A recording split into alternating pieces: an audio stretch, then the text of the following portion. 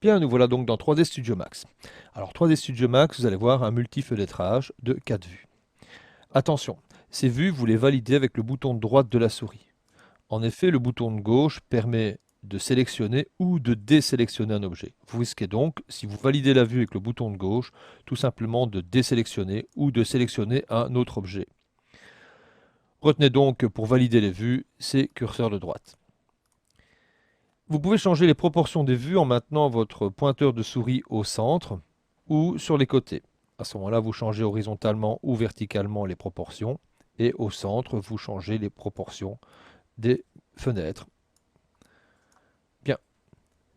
Pour annuler, curseur de droite lorsque vous avez ces flèches de déplacement, Reset Layout.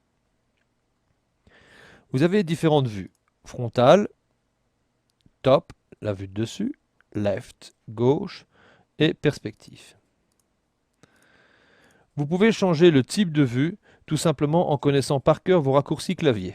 En effet, dans la vue perspective, si je tape F, j'ai la vue frontale, T, top, left, etc. Si vous êtes un peu perdu, vous appuyez sur V et vous allez retrouver comme ça les différentes vues que vous pouvez avoir rapidement. Back, arrière, dessus, dessous, gauche, droite, perspective. La vue caméra, dans ce cas-ci, il n'y en a aucune, ou la vue isométrique appelée la vue User. La vue User est une vue particulière à éviter pour le moment. Voici la vue perspective. Pour rappel, pour naviguer dans vos vues, bouton de droite. Par contre, pour modifier, je dirais dire, l'affichage ou tourner dans la vue, Alt, bouton du milieu. Pour revenir un petit peu au bouton du milieu de la souris.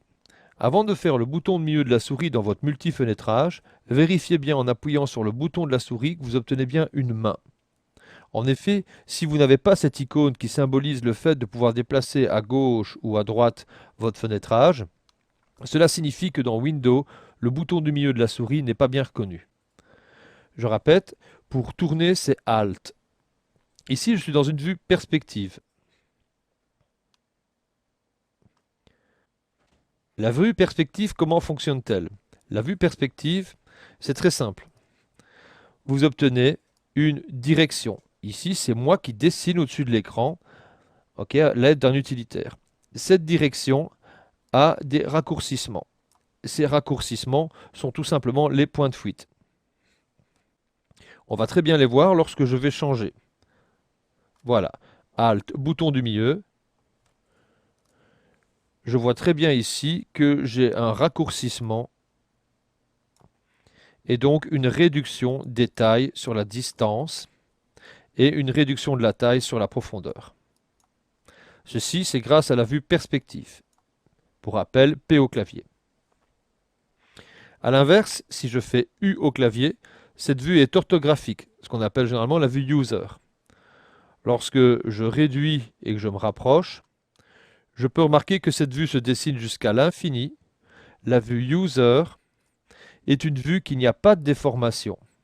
Vous remarquez que ce sont toujours des parallèles. C'est une vue orthographique appelée user. À éviter.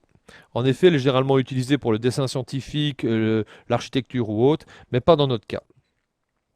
Rebasculons sur la vue perspective avec P au clavier. Les vues user, donc orthographiques que vous venons de voir auparavant, ne sont pas bonnes à utiliser pour le rendu. Elles ne prennent pas en compte les effets volumétriques comme les lumières ou autres. Les seules vues ayant un axe Z, une profondeur, des perspectives et ce genre de choses sont les vues perspectives, son nom l'indique bien, et les vues caméra, que nous verrons par la suite. Vous pouvez personnaliser vos vues tout simplement en allant dans View, Viewport Configuration, Layout. Vous retrouvez ici différents modes prédéfinis d'affichage. Et là, toujours le même combat, il n'y a pas de souci. Voilà pour personnaliser un petit peu vos fenêtres. Pour revenir, View, Viewport Configuration, et vous reprenez l'affichage qui vous intéresse. Je remets celui-ci qui est celui par défaut. Top, left, front, P perspective. Alt, bouton du milieu pour être en mode rotation. Voilà pour ce qui est en fait des configurations des vues pour le moment. Nous allons voir par la suite les manipulations qui vont nous permettre de manipuler donc forcément les vues et les objets dans ces vues.